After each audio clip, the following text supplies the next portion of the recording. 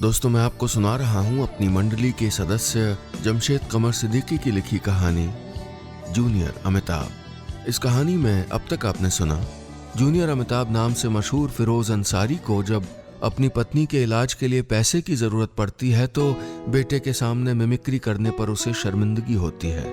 वो गुस्से में अमिताभ बच्चन जी की तस्वीर दीवार से उतार कर बेरुखी से संदूक में बंद कर देता है। अब आगे। फिरोज की उस छोटी सी खोली की हरी दीवार पर तस्वीर का निशान बाकी था। वो तस्वीर जिसे देखते हुए वो याद करता था साल 1994 का वो दिन जब वो अमिताभ बच्चन जी की तस्वीर लेकर बाराबंकी से बंबई आया था हीरो बनने। आते ही खोली में सबसे पहले वो तस्वीर लगाई थी उसने। तब से ऐसी कोई सुबह नहीं गुजरी थी जब सोकर उठते ही उसने अमिताभ जी को सलाम न किया हो।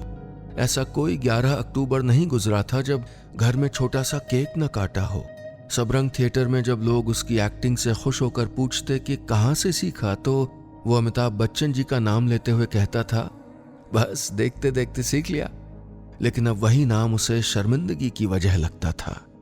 दिल की चोटें बड़ी अजीब होती हैं, जितनी गहरी लगती हैं आह उतनी ही खामोश होती है।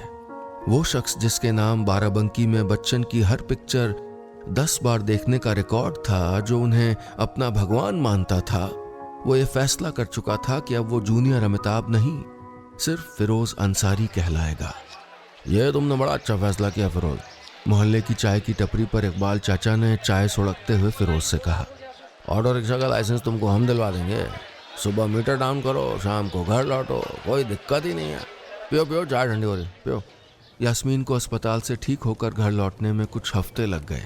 उसे जब फिरोज के फैसले के बारे में पता चला तो उसने दरवाजे के पीछे कुछ दूसरे कपड़ों के साथ टंगे काले कोट और लाल गमछे को गमजदा आंखों से देखकर कहा, जानती हूँ तुमने ये फैसला सिर्फ इसलिए लिया क्योंकि अस्पताल में पैसे। अरे नहीं नहीं भाई, उसकी बात काटते हुए फिरोज सिरहाने बैठते हुए बोला, ऐसा नहीं है भाई, सच तो यह है कि मेरा मन ही उब गया था, कुछ रखा नहीं है इस लाइन में। ये सुनकर सुहेल बहुत देर तक अपने पिता की आंखों में सच ढूंढता रहा। लेकिन इकबाल चाचा ने जैसा कहा था वैसा हुआ भी।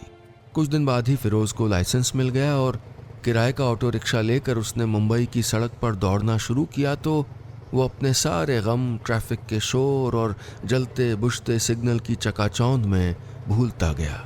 कहाँ जाना है? हाँ चलेगा ना, चलेगा। कहाँ जाना है? हाँ चलेगा ना, आओ बेटा बेटा। खाकी यूनिफॉर्म पहने, जेब के पास बिल्ला लटकाए, फिरोज वर्सोवा से अंधेरी, अंधेरी से बांद्रा, बांद्रा से कुर्ला, कुर्ला से दादर तक ऑटो भगाता रहता। दिन आहिस्ता आहिस्ता हफ्तों में और हफ्ते महीनों में बदलने लगे। फिरोज की आमदनी बढ़ गई थी, यास्मीन की तबीयत भी सुधर गई थी।